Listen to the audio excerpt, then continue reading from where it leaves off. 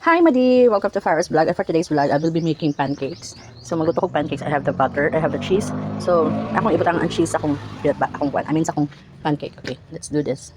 First, I have to put butter in my pan. Yeah, like that. Just like that. Okay. And then I'm going to put the cheese there. Yeah. And then cover it again with the butter. The butter mixture.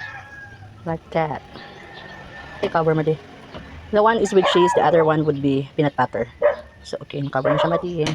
So, I also get my, I have my butter there in the, so, I have this, like that. I have to cover it para maluto siya. Ang top kayo. Yung pa man ang top good. So, that's it.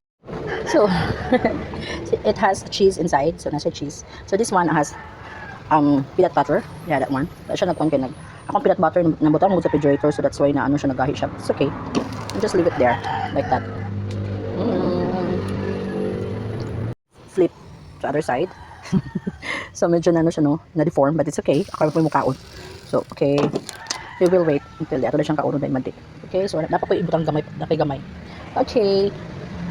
See you later.